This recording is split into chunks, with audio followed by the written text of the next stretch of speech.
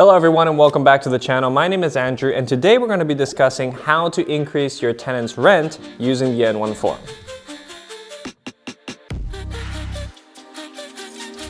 By the end of this video, I want you to have a pretty general understanding of how to use the N1 form. And to do this, we're going to be covering what the form is, why you would use it, when you would use it, and how to use it. And then we're going to conclude with an overarching procedural aspect that will tell you how to use the form in conjunction with the rest of the proceedings. The N1 form is a form provided by the Landlord and Tenant Board that is what you formally use to serve your tenants for notice that you are increasing their rent. Why do you use it? In Ontario, landlords are required to serve formal notice to the tenants when they're looking to increase their rent. These forms follow guidelines of municipal and housing affairs. Now, when do you use it? If you want to increase your tenant's rent after a 1-year lease period and your tenant is now moving on a month-to-month basis, you can serve this form to increase their rent.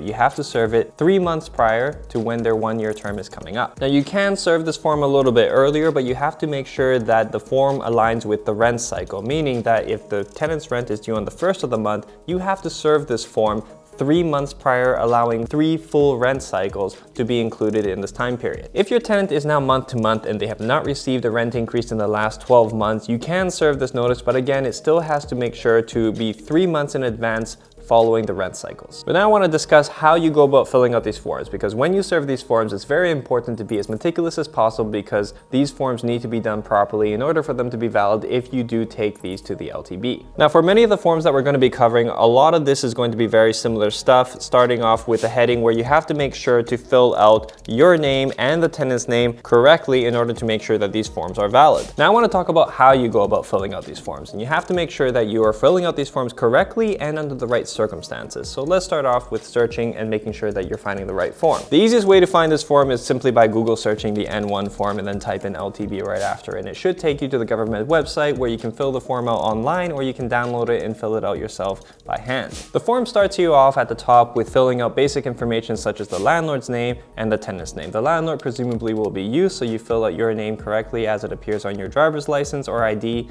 and then you have to make sure to fill out the tenant's name as it shows on their ID and in conjunction with what is stated on their lease. If there is more than one tenant on the lease agreement, you have to make sure that you are including all tenants that are listed on the lease agreement in order for this form to be valid. Make sure to include the address that the tenant is residing at, which will be your rental address. On the next section, you're going to insert the tenant's rent increase on the date at which you believe the tenant should be paying the new rent amount. And again, you want to double check to make sure that you have given them 3 months notice or 90 days for this to happen, again encompassing 3 rent cycles. Presumably your tenancy is monthly, so you will select the monthly basis. On the next section, you're going to be given an explanation indicating how you came to the amount that you came to on the rent increase, and you should be following the guideline that Ontario provides each year, which in this case for 2022 is 1.2% that you're allowed to increase the rent. Now, as we all know, there was a moratorium holding off on rent increases in the past years, which means that everybody should essentially have been increasing the rents for January of 2022. However, if you had not given notice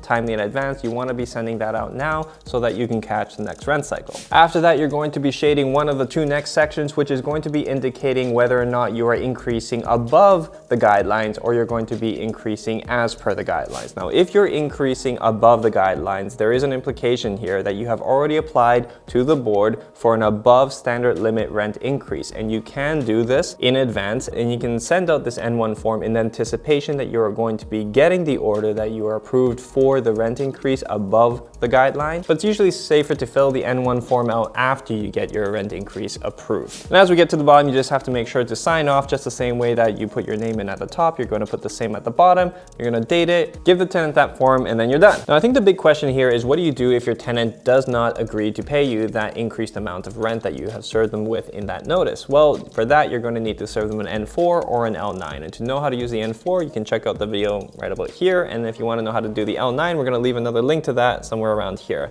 So in the meantime, if you want to know more about how a landlord like you can use Landlord and Tenant Board forms, make sure to like this video, subscribe to our channel, and stay tuned for more LTB form discussions.